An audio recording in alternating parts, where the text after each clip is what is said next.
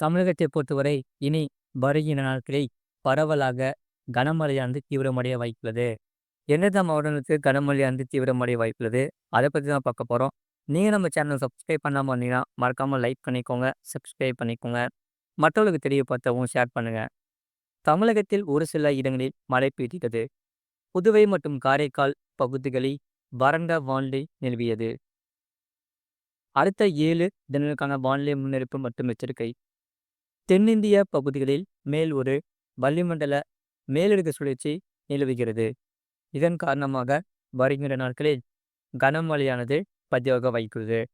16ஆம் தேதி வரை தமிழகத்தில் ஓரிரு இடங்களிலும் புதுவை மற்றும் காரைக்கால் பகுதிகளிலும் லேசான மழை முதல் மிதமான மழை பெய்யக்கூடும். அடுத்ததாக சென்னையை பொறுத்தவரை வானம் ஓரளவு மேகமூட்டம் காணப்படும். நகரில் ஒரு சில பகுதிகளில் லேசான மழை பெய்யக்கூடும்.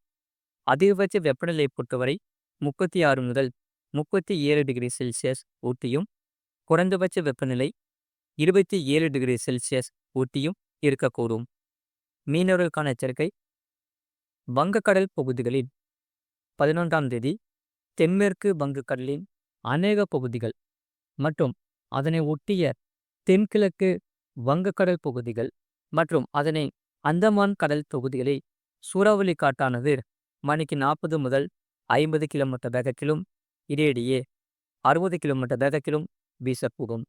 12ஆம் தேதி தென்மேற்கு வங்கக்கடல் பகுதிகளில் மற்றும் அதனை ஒட்டிய தென்கிழக்கு மத்திய மேற்கு வங்கக்கடல் பகுதிகள், அந்தமான் கடல் பகுதிகளில் சூறாவளி காற்றானது மணிக்கு 40 முதல் 50 கிலோமீட்டர் வேகத்திலும் இடையிடையே 60 கிலோமீட்டர் வேகத்திலும் வீசக்கூடும். 13ஆம் தேதி முதல் 14ஆம் தேதி வரை தென்மேற்கு வங்கக்கடல் மற்றும் தென்கிழக்கு வங்கக்கடல் பகுதிகள், மத்திய வங்கக்கடலின் தெற்கு பகுதிகள், அந்தமான் கடல் பகுதிகள், வடக்கு ஆந்திரா, தெற்கு ஒரிசா கடலோர பகுதிகளில் சூறாவளி காற்றானது மணிக்கு 40 முதல் 50 கிலோமீட்டர் வேகத்திலும் இடையிடையே 60 கிலோமீட்டர் வேகத்திலும் வீசக்கூடும். இனி வருகிற நாட்களில் கனமழையானது பகுதியாக பதிவாக வாய்ப்புள்ளது. குறிப்பாக மாலை, இரவு மற்றும் அதிகாலை நேரத்தில் கனமழையானது ஒரு சில மாவட்டங்களில் பதிவாக வாய்ப்புள்ளது. இந்த மாத இறுதிக்குள் அனைத்து மாவட்டங்களுக்கும் இந்த கனமழையானது தீவிரமடைய வாய்ப்புள்ளது. மறக்காம நீங்கள் லைக் பண்ணிக்கோங்க, சப்ஸ்கிரைப் பண்ணிக்கோங்க. தமிழக கடலோர பகுதிகளில் 14ஆம் தேதி வரை தென் தமிழக கடலோர பகுதிகள், மன்னார் வளைகுடா மற்றும் குமரி கடல் பகுதிகளில் சூறாவளி காற்றானது மணிக்கு 40 முதல் 50 கிலோமீட்டர் வேகத்திலும் இடையிடையே 60 கிலோமீட்டர் வேகத்திலும் வீசுவதற்கான வாய்ப்புண்டு. அரபிக்கடல் பகுதிகளில் 11ஆம் தேதி தென்மேற்கு மற்றும் அதனை ஒட்டிய மத்திய மேற்கு அரபிக்கடலின் ஒரு சில பகுதிகளில் சூறாவளி காற்றானது மணிக்கு 45 முதல் 55 கிலோமீட்டர் வேகத்திலும் இடையிடையே 65 கிலோமீட்டர் வேகத்திலும் வீசக்கூடும்.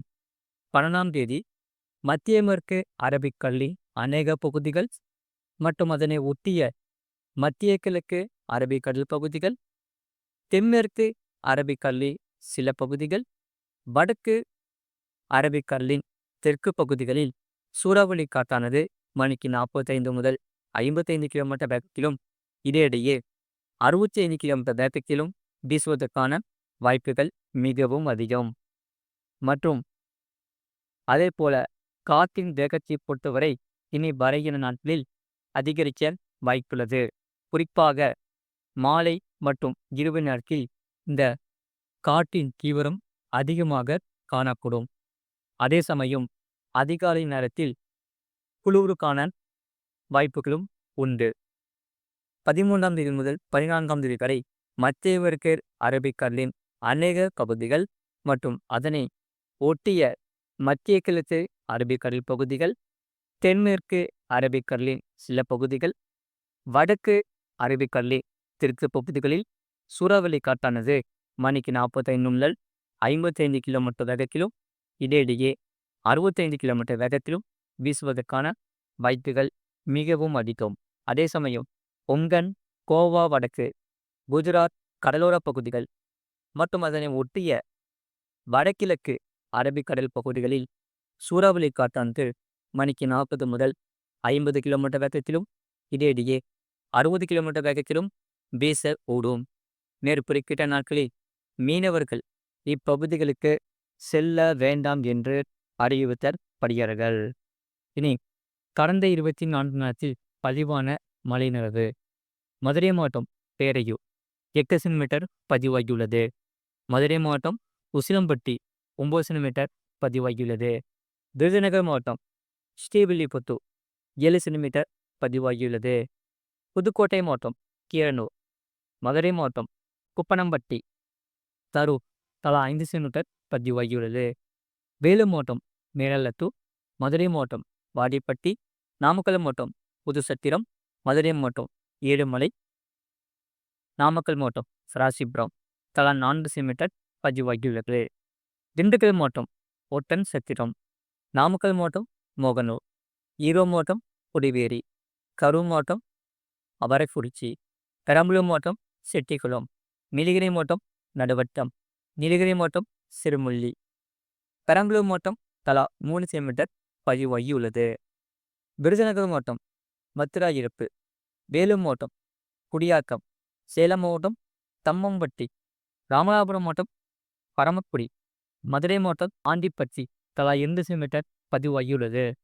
மதுரை மாவட்டம் எருமப்பட்டி, திருப்பூர் மாவட்டம் வெள்ளக்கோவில், திருப்பத்தூர் மாவட்டம் மானியம்பாடி, மதுரை மாவட்டம் திருமங்கலம், கரூர் மாவட்டம் மயிலம்பட்டி, ஈரோடு மாவட்டம் சத்தியமங்கலம், வேலூர் மாவட்டம் காட்பாடி, சேலம் மாவட்டம் எடப்பாடி, ஈரோடு மாவட்டம் தாளபாடி, கிருஷ்ணகிரி மாவட்டம் தென்கனிக்கோட்டை, கோயம்புத்தூர் மாவட்டம் உபாசி, சேலம் மாவட்டம் சந்தியூர், நீலகிரி மாவட்டம் உடநாடு, நாமக்கல் மாவட்டம் நாமக்கல் ஆட்சியர் அலுவலகம், திண்டுக்கல் மாவட்டம் நத்தம் தலா 1 சென்டிமீட்டர் பதிவாகியுள்ளது. அதிகபட்ச வெப்பநிலையை பொறுத்தவரை கரூர் பருமத்தியில் 36.5 டிகிரி செல்சியஸ் பதிவாகியுள்ளது மற்றும் குறைந்தபட்ச வெப்பநிலையை பொறுத்தவரை கரூர் பருமத்தியில் 20.5 டிகிரி செல்சியஸ் பதிவாகியுள்ளது. இனி வருகின்ற நாட்களில் மாலை, அதிகாலை மற்றும் இரவு நேரத்தில் கனமழையானது தீவிரமடைய வாய்ப்புள்ளது. அதே சமயம் குறிப்பாக இந்த மழையானது படிப்படியாக லேசான மழை முதல் மிதமான மழையும், ஒரு சில இடங்களில் கனமழையும் தீவிரமடைய வாய்ப்புள்ளது. இந்த மாத இறுதிக்குள் அனைத்து மாவட்டங்களுக்கும் கனமழையானது தீவிரமடைய வாய்ப்புள்ளது. மறக்காம நீங்கள் லைக் பண்ணிக்கோங்க, சப்ஸ்கிரைப் பண்ணிக்கோங்க, மற்றவர்களுக்கு தெரியப்படுத்தவும் ஷேர் பண்ணிக்கோங்க.